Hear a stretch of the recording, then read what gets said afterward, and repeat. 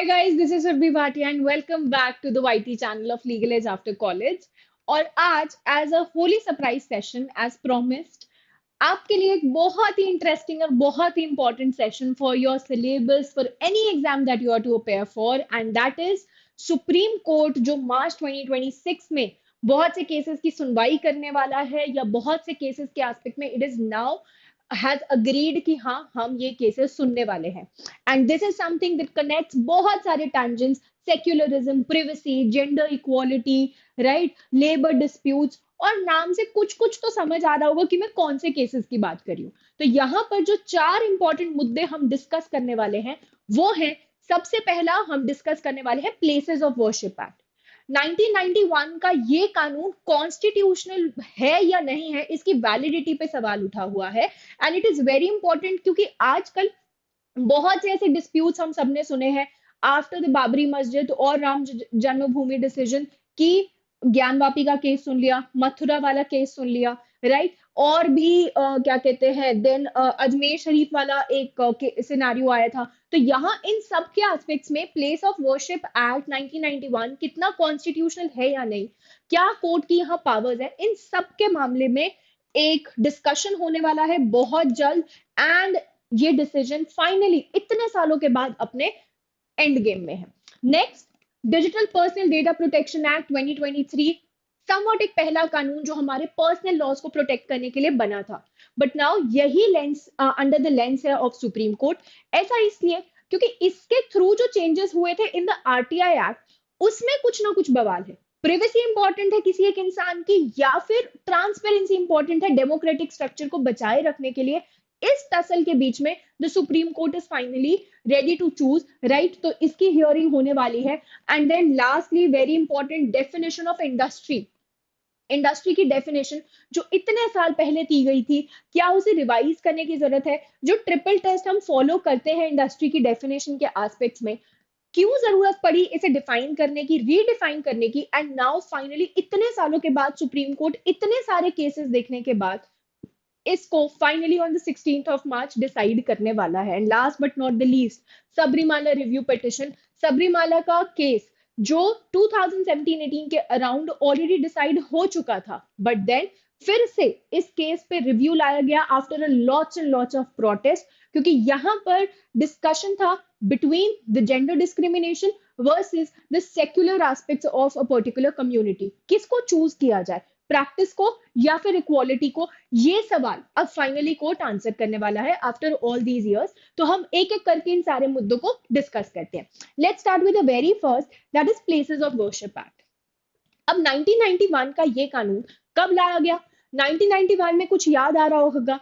वहां पे बाबरी मस्जिद वाला इंसिडेंट हुआ था राइट तो 1991 में पीवी नरसिम्हा राव की गवर्नमेंट ने एक प्लेसेस ऑफ वर्शिप एक्ट करके कानून लेकर आए ठीक है अब यहाँ इनका पर्पस क्या था कि कोई भी जो प्लेस ऑफ वर्शिप है उसका किसी भी तरीके से कन्वर्जन नहीं होगा प्रोहिबिट द कन्वर्जन और साइमल्टेनियसली सारे जो प्लेसेस है उनको अपना रिलीजियस कैरेक्टर मेंटेन करके रखना होगा मतलब एक तारीख डिसाइड कर दी गई तारीख क्या हमारे इंडिपेंडेंस वाली 15 अगस्त 1947 15 अगस्त 1947 को जिस भी religious I would say place of worship का जो भी रिलीजियस कैरेक्टर था अगर वो टेम्पल था वो टेम्पल ही रहेगा मस्जिद था मस्जिद ही रहेगा एंड फॉर दैट मैटर अगर मान लो वो विष्णु जी का मंदिर था तो वो विष्णु जी का ही मंदिर रहेगा वो विष्णु जी के मंदिर से शिव जी का मंदिर भी नहीं हो सकता तो यहाँ पर रिलीजन के एस्पेक्ट में सिर्फ आपको नहीं रखना है कि वो कन्वर्ट नहीं हो सकता यहाँ पर कैरेक्टर रखना है रिलीजियस कैरेक्टर इंपॉर्टेंट है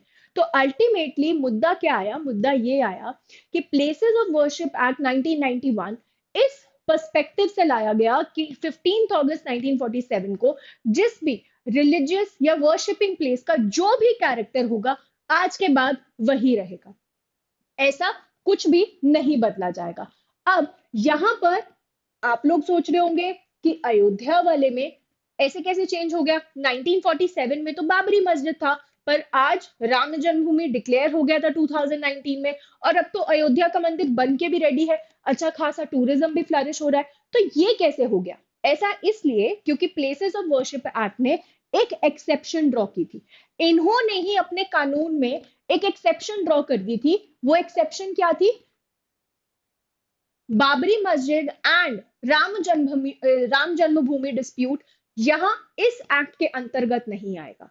मतलब कि सेक्शन 2 ने बोला कि प्लेसेस ऑफ वर्शिप एग्जैक्टली क्या क्या है, कोई भी मंदिर, मस्जिद, गुरुद्वारा सब प्लेसेस ऑफ वर्शिप के डेफिनेशन में आए। सेक्शन 3 ने बोला कि अगर किसी ने भी किसी ने भी कन्वर्जन किया प्लेस ऑफ वर्शिप को एक सेक्शन से दूसरे सेक्शन, विष्णु जी के मंदिर से शिव जी के मंदिर में भी किया, तो ये चीज भी एक ऑफेंस मानी जाएगी। अगर मंदिर से मस्जिद हुआ, मस्जिद से गुरुद्वारा हुआ, दैट इज डेफिनेटली पनिशेबल, पर वन सेक्शन टू अनदर हुआ तो भी ये कहीं ना कहीं एक ऑफेंस माना जाएगा। सेक्शन 4 में एक डेट डिसाइड कर दी गई 15 अगस्त 1947 पे, जो भी रिलीजियस कैरेक्टर है उसी के पैरामीटर पर ही आगे सब कुछ चेक किया जाएगा। और सबसे इंपॉर्टेंट जिसपे सवाल भी उठा कि इन्होंने कोर्ट के ऊपर एक रोक लगा दी, bars court from entertaining suits regarding such conversion. मतलब कोर्ट ऐसे सूट्स की सुनवाई ही नहीं कर सकता है, ऐसे सिविल केसेस को सुन ही नहीं सकता है जहां पे कन्वर्जन का सवाल उठे। तो अब जो भी हमारे डिस्प्यूट्स चल रहे हैं, चाहे वो मथुरा वाला हो, चाहे वो ज्ञान वापी वाला हो, काशी वाला मंदिर हो, ठीक है, या फिर अजमेर शरीफ वाला हो, तो यहाँ इन सारे केसेस को क्या सिविल कोर्ट सुन सकती है या नहीं सुन सकती है, और किस तरीके से कोर्ट को रोका जा सकता है, that in itself is a very big question around, right. And lastly section 5 ने ये बोला कि ये जो हमने सब कुछ बोला कि 15 अगस्त 1947 का कैरेक्टर मेंटेन करना है, नहीं किया, कन्वर्ट कर दिया तो ऑफेंस होगा, ये सब कुछ नहीं अप्लाई होगा। कहां पर? अयोध्या केस पर, बाबरी मस्जिद और राम जन्मभूमि के केस पर ये जो हमारा पूरा इंस्टेंस है ये अप्लाई नहीं होगा, एक्सेप्शन रहेगा। इसी एक्सेप्शन के चलते हमारा 2019 वाला डिसीजन भी आया था। ठीक है, चलिए अब यहाँ पर एक बार क्विकली हम टाइमलाइन देख लेते हैं। 1991 में हमारा एक्ट आया, ठीक है, उसके बाद 2019 में आ गया हमारा अयोध्या वर्डिक्ट। अब यहाँ पर 2020 में अश्विनी उपाध्याय ने एक चैलेंज फाइल किया। वो चैलेंज ये था कि प्लेसेस ऑफ वर्शिप एक्ट तो गलत है, कॉन्स्टिट्यूशनली वैलिड नहीं है, क्योंकि ये तो कोर्ट पे ही रोक लगा रहा है। कोर्ट की एक पावर होती है judicial review, I hope everyone knows, और जुडिशियल रिव्यू है बेसिक स्ट्रक्चर, है ना, और बेसिक स्ट्रक्चर तो कोई नहीं छीन सकता, बेसिक स्ट्रक्चर तो कोई भी नहीं बदल सकता है। तो ऐसे कैसे सेक्शन 4 ने बोल दिया कि the court can not listen upon the suits, ऐसे कैसे ये बोल दिया गया कि कोई एक इंसान कोर्ट को अप्रोच नहीं कर सकता, क्योंकि कोर्ट जाना हमारा अपने आप में एक बहुत इंपॉर्टेंट राइट है। ठीक है, अब यहाँ पर 2021 में सुप्रीम कोर्ट के एक बेंच ने, तब थे हमारे सीजेआई बोबडे, उन्होंने ये बोला कि सेंटर को उन्होंने नोटिस इशू कर दिया। अब देखो मामला कहाँ स्टार्ट हुआ था, 2020 में फाइल हुआ था, 2021 से ये मामला कितने सीजीआई बदले। जब हमारे सीजीआई डीवाई चंद्रचूड़ थे तब भी ये मामला पहुंचा था, और तब उन्होंने ये बोला था कि यहाँ पे जो रोक है वो सिर्फ इस पे है कि कन्वर्ट नहीं किया जा सकता, उसका रिलीजियस कैरेक्टर नहीं बदला जा सकता, पर वो मामला कोर्ट तो डेफिनेटली डिसाइड कर सकती है, राइट। तो ये चैलेंजेस आगे बढ़ते बढ़ते बढ़ते हमारे करंट सीजेआई ने बोला चलो अब इसे फाइनली निपटा देते हैं, और वो कब होने वाली है हमारी फाइनल हियरिंग, मार्च में होने वाली है। तो हमारा ये पूरा instance of places of worship act कैसे आया, क्यों आया, हमारे सारे एग्जाम्स के लिए इंपॉर्टेंट हो जाता है। फ्रॉम कौन से ईयर में आया, कौन से पीएम के अंडर आया, देन कौन सा सेक्शन है जो बार करता है, कौन सा सेक्शन है जो अयोध्या बाबरी मस्जिद को डिस्प्यूट को एक्सेप्शन में रखता है। तो ये सारी चीजें हमारे लिए थोड़ी थोड़ी इंपॉर्टेंट हो जाएंगी। ठीक है, अब बीच में कोर्ट ने एक इंटरिम स्टे भी लगा दिया था, इसी से ज्यादा बवाल मचा था। 2024 के दिसंबर में कोर्ट ने एक इंटरिम स्टे लगा दिया था। इंटरिम स्टे क्यों लगाया था? क्योंकि कोर्ट ने यहाँ ये बोल दिया था कि आप ये जो इतने सारे मामले लाए जा रहे हैं, आप रुक जाइए। Interim means temporary. Let us first decide whether the courts even have the authority to listen to all these cases or not. क्योंकि इतने सारे केसेस आने लग गए थे in the courts, तो how to manage them? इस वजह से कोर्ट ने बोला, एक स्टे लगा दिया कि no more cases can be filed. जब ये फाइनल डिसीजन आ जाएगा कि क्या कोर्ट्स की पावर है या नहीं, उसके बाद ये सारे मामले जिस भी हिसाब से डिसीजन आएगा उसके अकॉर्डिंग्स में जा सकते हैं। ठीक है, चलिए अब यहाँ पर as I already told you, religious character को असर्टेन करने पे कहीं भी रोक नहीं है, उसको कन्वर्ट करने पे रोक है, and this is a very important statement that was said by the CJI, the ex CJI DY Chandrachud. ठीक है, ये स्टेटमेंट इन इट सेल्फ काफी ज्यादा इंपॉर्टेंट है। ठीक है, अब यहाँ पर क्या क्या सवाल है कोर्ट के सामने ये समझ लेते, ताकि जब भी अगर आप कोई हियरिंग देख रहे हैं या आप कोई आर्टिकल पढ़ रहे हैं या हम आगे कभी किसी सेशन में हियरिंग के बारे में डिस्कस करते हैं तो आपको ये प्रॉब्लम ना है। तो सबसे पहले सेक्शन 234 लीगली वैलिड है या नहीं, क्योंकि ये बेसिक स्ट्रक्चर को इंपैक्ट कर रहे हैं। ये मैं ऑलरेडी बता चुकी हूँ बेसिक स्ट्रक्चर कैसे इंपैक्ट कर रहे हैं। आपने जुडिशियल रिव्यू का पावर ले लिया, साइमल्टेनियसली एक रैंडमली डेट डिसाइड कर दी गई 15 अगस्त 1947। किस बेसिस पे वो डिसाइड कर दी गई? आर्टिकल 14 हमें बोलता है कि क्लासिफिकेशन हो सकता है, पर इस क्लासिफिकेशन का एक प्रॉपर क्राइटेरिया होना चाहिए। तो ये जो क्लासिफिकेशन हुआ कि 15 अगस्त 1947 पे जो भी स्टेटस है वो मेंटेन रहेगा, किस बेसिस पे, किस रीजनेबल क्राइटेरिया पर ये डेट डिसाइड हुई, that in itself is a question here, right. Then scope of ascertainment, मतलब कि कोर्ट किस हद तक जा सकते हैं किसी भी प्लेस ऑफ वर्शिप का रिलीजियस कैरेक्टर असर्टेन करने के लिए बिना उसके कन्वर्जन को किसी भी तरीके से इंपैक्ट करे। अब सवाल तो ये भी आता है कि आप असर्टेन करके क्या करेंगे, अगर आप कन्वर्ट ही नहीं कर सकते, अगर आप बोल ही नहीं सकते कि हाँ यहाँ पर मस्जिद ही रहेगा या यहाँ पर मंदिर ही रहेगा, तो उस हिसाब से वो असर्टेनमेंट का क्या एक्सटेंट होना चाहिए कि वो हमारे सेक्शन को वायलेट नहीं कर रहा है, वो हमारे कन्वर्जन पे इंपैक्ट नहीं डाल रहा है, इंटेंट पे इंपैक्ट नहीं डाल रहा है। एंड लास्टली, क्या सिविल कोर्ट्स एंटरटेन कर सकते हैं सूट्स जो चैलेंज करते हैं 1947 का status based on historical claims? अगर आपने देखा हो तो अब हर कोई क्या चैलेंज कर रहा है कि हमेशा से यहाँ पर एक शिवलिंग होता था, शिव मंदिर होता था, जिसको तोड़कर यहाँ पर क्या बन गया, एक मस्जिद बन गया। तो हिस्टोरिकल क्लेम्स लाए जा रहे हैं, आर्कियोलॉजिकल क्लेम्स लाए जा रहे हैं। तो एग्जैक्टली exactly उन क्लेम्स को कितना डिस्कस कर सकते हैं कोर्ट्स, क्या उन क्लेम्स के बेसिस पे डिसाइड किया जा सकता है हमारा ये फैसला, दैट इज इंपॉर्टेंट। तो अब जो केसेस आ रहे हैं वो इसलिए नहीं आ रहे कि ये वाला स्टेटस में कुछ गड़बड़ है, वो ये बोल रहे हैं कि ये स्टेटस यहाँ होना ही नहीं चाहिए था, यहाँ तो एक मंदिर होना चाहिए था। तो उन्होंने पूरी की पूरी हिस्ट्री ही डिस्प्यूट कर दी, उन्होंने पूरा का पूरा इस डेट का स्टेटस डिस्प्यूट कर दिया, not the status after it. तो अगर इस डेट का स्टेटस ही डिस्प्यूटेड है तो आगे किस हिसाब से कंटिन्यू करना है? It is getting confusing for the courts as well as somewhat challenging for the courts to decide, क्योंकि केसेस अब बहुत ज्यादा इंक्रीज हो रहे हैं। तो अल्टीमेटली मार्च में we have all eyes on the Supreme Court, क्योंकि एक बहुत इंपॉर्टेंट फैसला रहेगा इस पर्सपेक्टिव से कि आगे बहुत सारे जो डिस्प्यूट्स हैं, be it the Kashi, be it for Mathura, be it for Ajmer Sharif, ये सारे बहुत ही इंपॉर्टेंट रहेंगे कि आगे एग्जैक्टली exactly क्या होने वाला है, राइट। ठीक है, अब यहाँ पर क्या क्या कॉन्स्टिट्यूशनल चैलेंजेस हैं ये एक बार फिर से क्विकली डिस्कस कर लेते हैं। तो सेक्शन 4 जो जुडिशियल रिव्यू को चैलेंज करता है, ये कहीं ना कहीं गलत है। उसके बाद जो arbitrary cut off date decide कर दी गई आर्टिकल 14 और आर्टिकल 15 में, ये कहीं ना कहीं 14 और 15 को वायलेट करती है। देन आर्टिकल 25, 26, 29 वायलेट होता है। कैसे? 25 बोलता है कि हर पर्सन, हर इंडिविजुअल के पास हक है कि वो अपना रिलीजन अपने हिसाब से प्रैक्टिस कर पाए। तो यहाँ हम प्रैक्टिस नहीं कर पा रहे क्योंकि पहले यहाँ हमेशा से मंदिर होता था, अब मस्जिद आ गया है और एटसेट्रा। तो इस वजह से आर्टिकल 25 वॉयलेट हो रहा है। आर्टिकल 26 जो रिलीजियस डिनोमिनेशन का हक है वो वॉयलेट हो रहा है। 29 कि किसी भी लिंग्विस्टिक एस्पेक्ट्स पे या रिलीजियस एस्पेक्ट्स पे आप अपना स्क्रिप्ट, कल्चर और लैंग्वेज प्रिजर्व कर सकते हैं। तो वो कल्चरल एस्पेक्ट्स किस एक्सटेंट तक प्रिजर्व हो सकते हैं, that in itself is a question here. Then right to dignity and judicial remedy, जो ये बोल दिया गया सेक्शन 3 में कि कोर्ट नहीं जा सकते हैं, कोर्ट नहीं सुनेगा, तो ये तो हमारा जुडिशियल रेमेडी का हक ले रहा है। Right to seek justice is also right an important tangent of right to life. तो ये कहीं ना कहीं वॉयलेट हो रहा है। And last but not the least, secularism, obviously it's a very big concern. As I told you कि अगर ये केस डिसाइड होता है तो सेक्युलरिज्म के बहुत से टैंजेंट्स एंड एस्पेक्ट्स पे ये इम्पैक्ट डालने वाला है, no matter what the decision is. तो इस चीज की तरफ भी all eyes on the Supreme Court, right.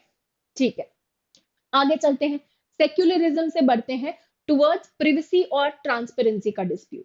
तो हमारे पास एक कानून आया डीपीडीपी एक्ट, राइट। अब इस कानून का पर्सपेक्टिव क्या था? इस कानून का पर्सपेक्टिव सिर्फ इतना सा था कि ये प्रिवेसी कंसेंट के बेसिस पर हमारे पर्सनल डेटा का एस्पेक्ट देखने वाला था। मतलब कि डेटा, हम सबको पता है आज डेटा के बिना कुछ भी नहीं है। खाना ऑर्डर करना है, हम डेटा ही तो डाल रहे हैं। मेरा address, phone number, bank details क्या है? डेटा है। तो यहाँ किसी का भी पर्सनल डेटा कितना एक्सेसिबल होगा, कहाँ यूज हो सकता है, कहाँ यूज नहीं हो सकता, उस चीज को रेगुलेट करने के लिए हमारे देश में आया डीपीडीपी एक्ट 2023 में। This was one of the very first laws जो इंडिया में आया जहां पर पर्सनल डेटा रेगुलेट हो रहा था, जहां पर इन्होंने बैलेंस किया, as I told you, privacy को, कंसेंट को एंड डेटा के नीड्स को। ठीक है। अब इसके एस्पेक्ट्स के लिए हमें बहुत से कानून और को भी अमेंड करना पड़ा। कैसे अमेंड करना पड़ा ये समझते हैं। अब यहाँ पर एक सेक्शन 44 है इसका, जो ये बोलता है कि किसी भी तरीके की इंफॉर्मेशन जो पर्सनल इंफॉर्मेशन से रिलेटेड है वो डिस्क्लोज नहीं होगी। किसी भी तरीके की इंफॉर्मेशन जो पर्सनल इंफॉर्मेशन से रिलेटेड है, पर्सनल इंफॉर्मेशन मतलब कि कोई ऐसी इंफॉर्मेशन जिससे मैं आइडेंटिफाई हो सकती हूँ, मेरे मेडिकल रिकॉर्ड्स, मेरा फोन नंबर, मेरे बैंक डिटेल्स, मेरा सैलरी स्ट्रक्चर, ये मेरा पर्सनल इंफॉर्मेशन है, ये किसी भी हाल में डिस्क्लोज नहीं हो सकती। ठीक है। एक तरफ हमारा सेक्शन 44। अब एक तरफ हमारा एक दूसरा कानून है जो है राइट टू इंफॉर्मेशन एक्ट। और कॉन्स्टिट्यूशन आने के कुछ सालों में ही सुप्रीम कोर्ट ने बहुत से डिसीजंस में ये बोल दिया था कि राइट टू इंफॉर्मेशन भी हमारा फंडामेंटल राइट है। कौन से आर्टिकल के तहत? आर्टिकल 19(1) ए के तहत freedom of speech and expression also includes right to information, right. जिसके लिए हमारे पास एक आरटीआई एक्ट भी बना 2005 में, जहां ये माना गया कि जो भी हमारी डेमोक्रेसी है, इस डेमोक्रेसी का एक बहुत इंपॉर्टेंट टैंजेंट ये है कि लोगों को इन्फॉर्म्ड रहना चाहिए, राइट। अगर हमें जानना है कि किसी की एजुकेशनल क्वालिफिकेशन क्या है, आज अगर हम देखते हैं कि कोई भी इलेक्शन कंटेस्ट करने जा रहा है तो उसे डिस्क्लोज करना होता है अपने जितने भी एसेट्स हैं, जो भी उसकी लाइबिलिटीज है, उसकी क्या एजुकेशनल क्वालिफिकेशन है।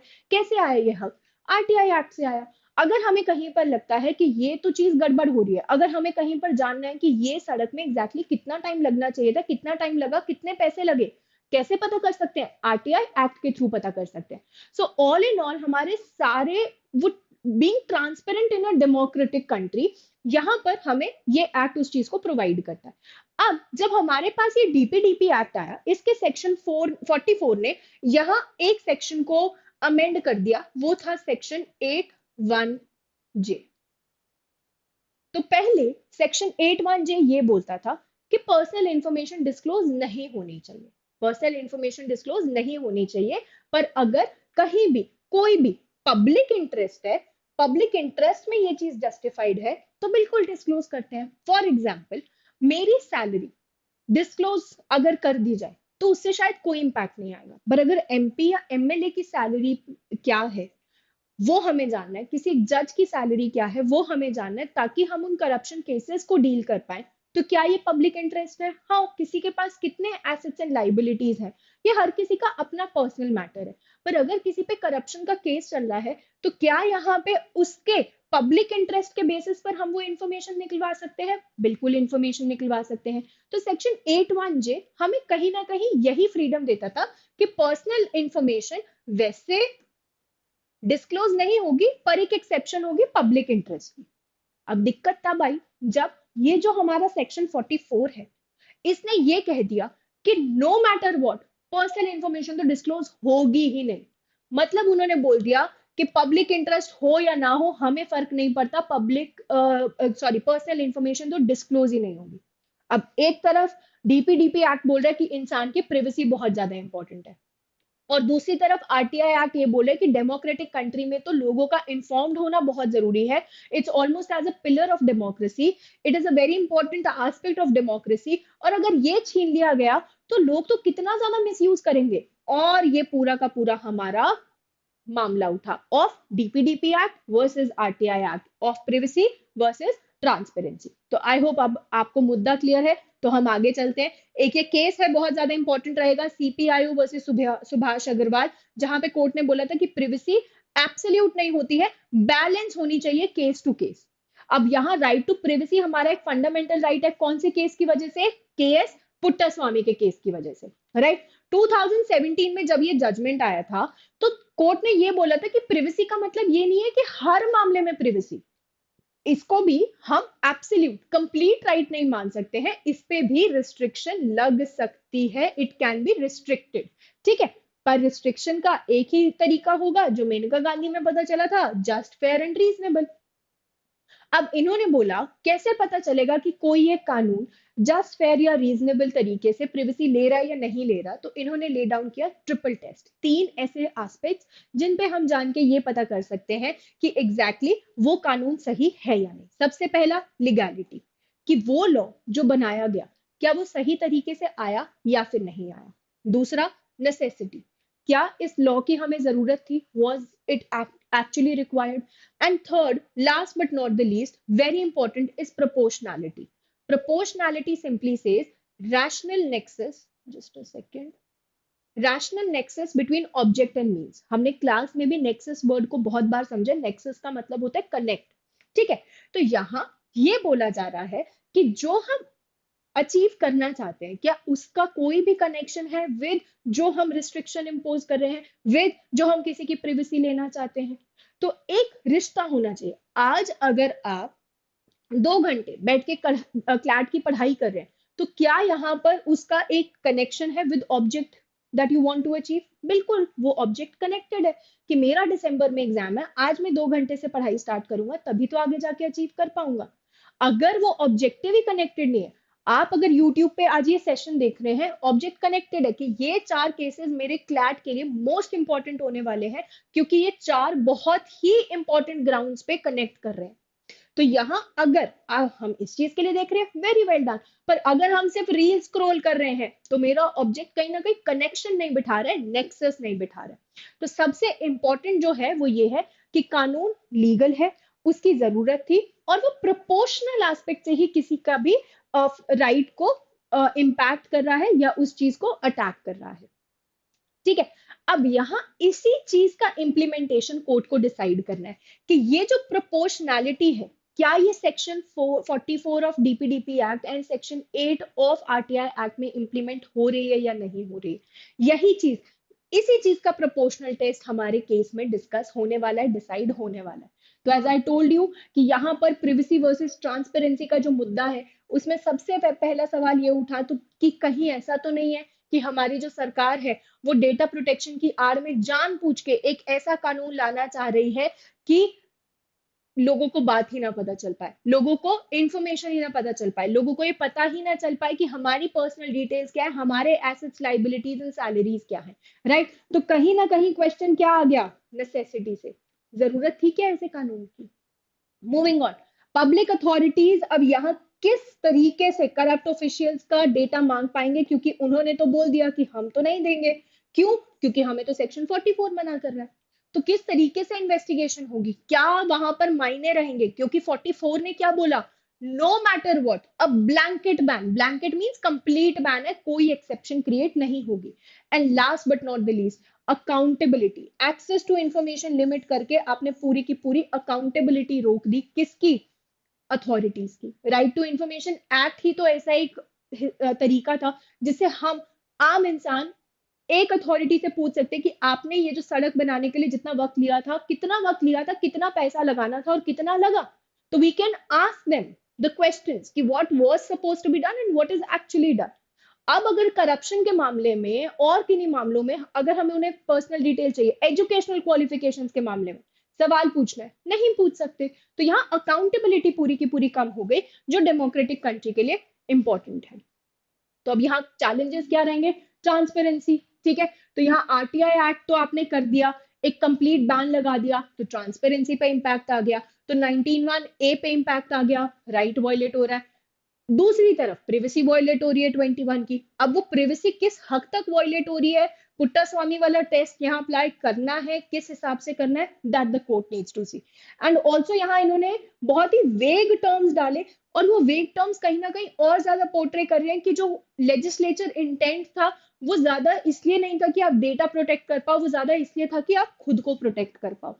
बहुत आर्बिट्ररी है, आर्टिकल 14 का वायलेशन है। क्यों? क्योंकि आपने बहुत ही स्ट्रेट इंस्ट्रूमेंटालिटीज वगैरह को भी बहुत से ऐसे प्रोटेक्शंस प्रोवाइड कर दिए इन द डीपीडीपी एक्ट जो एक्चुअली रिक्वायर्ड है ही नहीं, या फिर उनका क्लासिफिकेशन प्रॉपर ग्राउंड्स पे नहीं है। And last but not the least, separation of powers violate हो रहा है। क्यों वायलेट हो रहा है? क्योंकि जो डेटा प्रोटेक्शन बोर्ड है उसके जो अपॉइंटमेंट अथॉरिटीज हैं वो कहीं ना कहीं एग्जीक्यूटिव से कनेक्टेड है।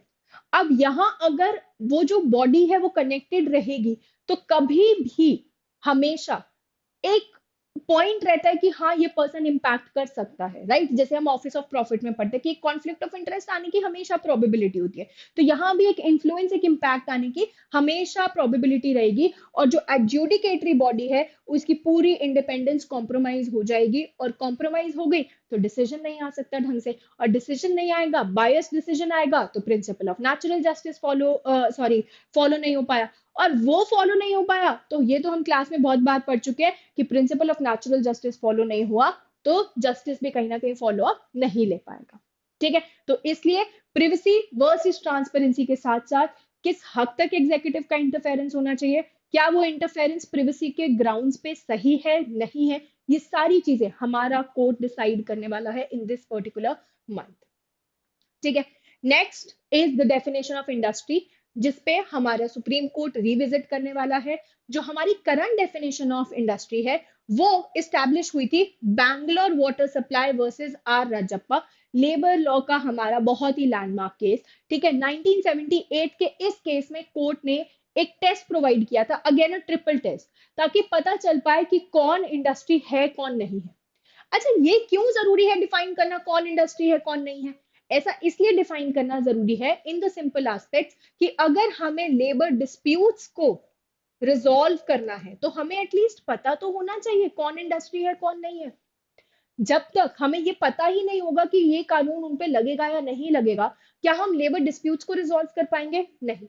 और अगर हम आज का दौर देखें तो दौर ही ऐसा है कि जहां पर वर्किंग आवर्स को लेके, जहां पर लेबर डिस्प्यूट्स को लेके, जहां पर उनके वेलफेयर को लेके बहुत ज्यादा अवेयरनेस बढ़ रही है, and also it is much needed because they are equally entitled to human rights, right? तो इन सारी चीजों को देखते हुए टाइम टू टाइम जो बहुत ही ज्यादा कॉन्ट्रोवर्सीज आई अराउंड डेफिनेशन, जैसे जब बेंगलोर वाटर सप्लाई का केस आया तो ये बोला गया हॉस्पिटल्स भी अब इंडस्ट्री है, क्योंकि इस डेफिनेशन में इंटरप्रिटेशन क्या आई कि जहां पर भी कोई एक सिस्टमैटिक एक्टिविटी है, एक सेकेंड,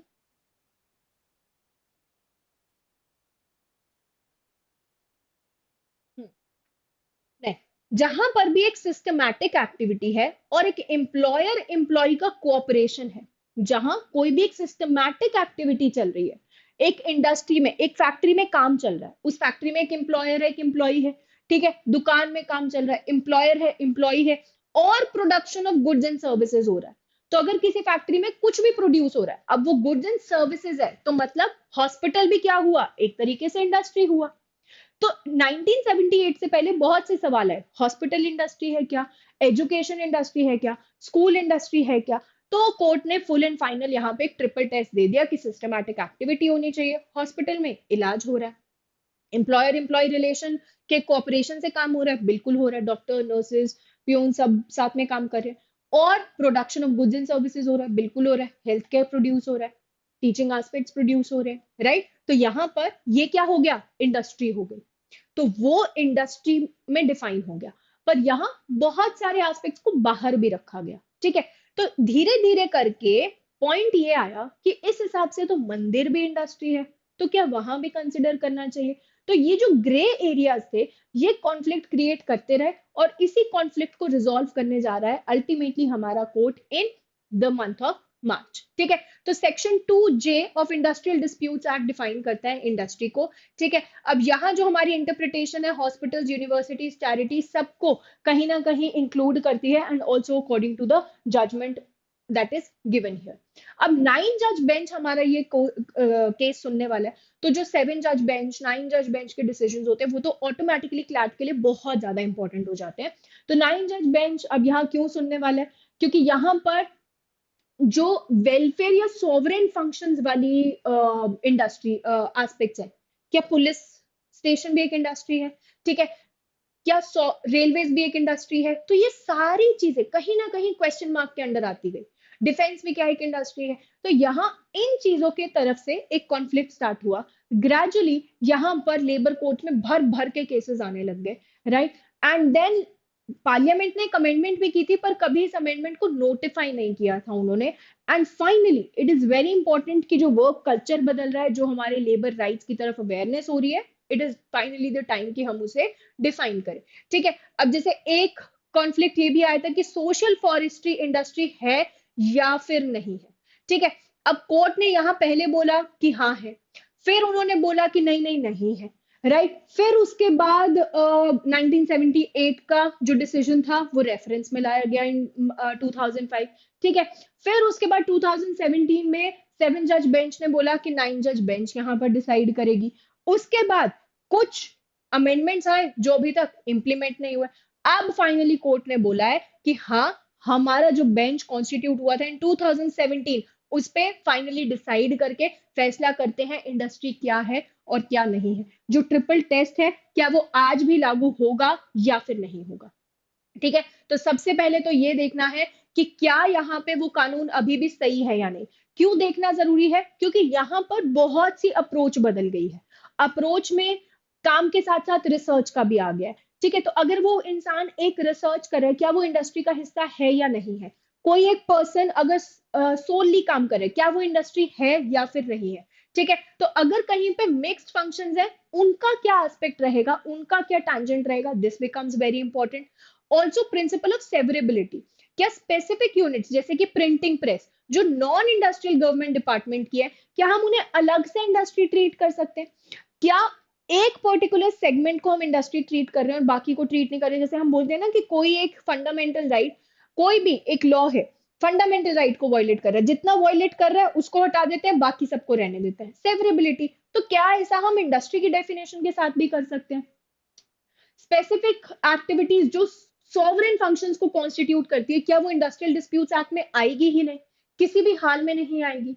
ठीक है, क्योंकि वहां पर अगर वो इंडस्ट्रियल डिस्प्यूट्स एक्ट में नहीं आ रही है, तो उनके रिफॉर्म्स, उनके पेंशंस, उनके सैलरीज के टेंजेंट क्या इनसे डिफाइन होंगे या किसी और कानून से डिफाइन होंगे?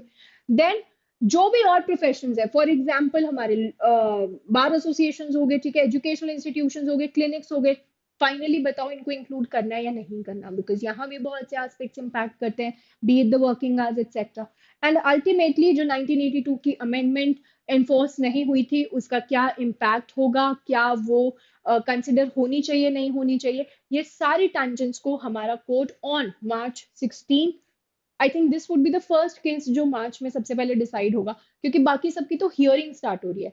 जैसे सबरीमाला वाले में तो अभी कोर्ट हियरिंग स्टार्ट करेगा अप्रैल में, बट अभी कोर्ट ने अग्री किया है कि हाँ, हम we are ready to listen to this case. अब बहुत हो गया है, इतने साल हो गए, तो अब हम इसको रिव्यू करने के लिए रेडी हैं। ठीक है, सो नाउ बैच लॉन्च हो रहे हैं, सारे कोर्सेज के लिए बैच लॉन्च हो रहे हैं, be it CLAT, B it UGC net, ठीक है, ग्लोई, सभी के लिए हमारे बैचेस लॉन्च हो रहे हैं। All you need to do is call on 6363286363, and you can also avail a 10% discount by using LEACYT का कूपन कोड। ठीक है, आप toprankers.com पे जाकर हमारा पूरा पेज भी एक्सेस कर सकते हैं, जहां आपको समझ आएगा कि हाँ, we have classes, counselling as well as हमारे DCS सेशंस रहते हैं, केस लॉस के सेशंस रहते हैं, मेंटरशिप सेशंस रहते हैं, you have lots and lots of mock test to practise. ठीक है, तो यहाँ पर प्रैक्टिस एंड ऑल्सो जो हमारा कॉन्सेप्चुअल नॉलेज है, जो हमें क्लैरिटी चाहिए विद एनालिसिस, जहां भी हम फंसते हैं, वो सारी चीजें on that single platform of LEAC, legal edge after college. So please call on 6363286363 for this benefit. चलो, हमारा लास्ट मुद्दा of the day, that is women का एंट्री इशू। कहां पर? सबरीमाला टेम्पल। सबरीमाला टेम्पल में इशू क्या था कि जो लॉर्ड अयप्पा है, वो लॉर्ड अयप्पा ब्रह्मचार्य का पालन करते थे, ही वाज अ सेलिब। तो वहां जो विमेन है from the age of 10 to 55 years, मतलब इन देयर मेंस्ट्रुअल एज, उन पर एक बैन लगा हुआ था कि आप टेम्पल में नहीं जा सकते हैं। तो एक तरफ थी एक religious practice, that was ban on the women from age of 10 to 55 years, और दूसरी तरफ थी dignity of these women, discrimination against these women, जो कहीं ना कहीं बन गया फंडामेंटल राइट का टैंजेंट। इसी के चलते 2017 में सुप्रीम कोर्ट ने फैसला किया, Indian young lawyers association versus state of Kerala. ये केस का नाम बहुत इंपॉर्टेंट है, Indian young lawyers association versus state of Kerala. यहां पर कोर्ट ने ये डिसाइड कर दिया कि फंडामेंटल राइट डेफिनेटली वायलेट हो रहा है। कैसे वायलेट हो रहा है अभी हम आगे डिस्कस करेंगे। ठीक है, फंडामेंटल राइट वायलेट हो रहा है और इस बैन को लिफ्ट कर दिया, मतलब कि विमेन की एंट्री अलाउ कर दी। जैसे ही अलाउ हुआ तो वहां तो और ज्यादा प्रोटेस्ट होने लग गए। लोगों ने बोला कि आपने हमारी जो एक बहुत इंपॉर्टेंट रिलीजियस प्रैक्टिस है उस पर इम्पैक्ट डाल दिया। तो अल्टीमेटली कोर्ट ने ये बोला ठीक है, हम इस डिसीजन को रिव्यू करेंगे, मतलब रिव्यू पिटिशन चली गई। रिव्यू पिटिशन किस में जाती है, आर्टिकल 137 में जाती है। तो कोर्ट अग्रीड कि 137 में हम इसका रिव्यू सुनेंगे, पर जब तक ये रिव्यू नहीं होता है तब तक ये बैन उठा ही रहेगा, मतलब विमेन आर अलाउड। जब भी इस रिव्यू की हियरिंग होगी, जब भी वो सवालों के जवाब आएंगे, तब आएंगे सो आएंगे। अभी जो हमारा ये फैसला है यही इंप्लीमेंटेड रहेगा। अब क्या क्या यहाँ पर सवाल उठे। सबसे पहला, असेंशियल रिलीजियस प्रैक्टिस, सबसे इंपॉर्टेंट। ये जो रिलीजियस प्रैक्टिस है, क्या ये असेंशियल है, मतलब अगर ये हटा दी गई तो क्या इसका बहुत बड़ा इम्पैक्ट पड़ रहा है मंदिर पे, उन लोगों पे जो इस मंदिर में पूजा करते हैं, उन लोगों पे जो इस मंदिर की प्रैक्टिसेस को फॉलो करते हैं। असेंशियल रिलीजियस प्रैक्टिस होता है कोई भी एक ऐसा aspect of the religion, if we take it away it still doesn't impact, right. Essential है जो इम्पैक्ट करेगा, नॉन एसेंशियल है जो इम्पैक्ट नहीं करेगा। जैसे last year Bombay high court ने बोला loud speaker essential religious practice नहीं है। हटा भी दिया अगर हमने मस्जिद या मंदिर से लाउड स्पीकर, तो रिलीजियस प्रैक्टिस पे इम्पैक्ट आएगा नहीं। ट्रिपल तलाक हटा भी दिया गया तो इम्पैक्ट आएगा नहीं। पर अगर हम बात करें इस प्रैक्टिस की, क्या वो रिलीजियस असेंशियल है या नहीं है, ये डिसाइड करना भी बहुत जरूरी है।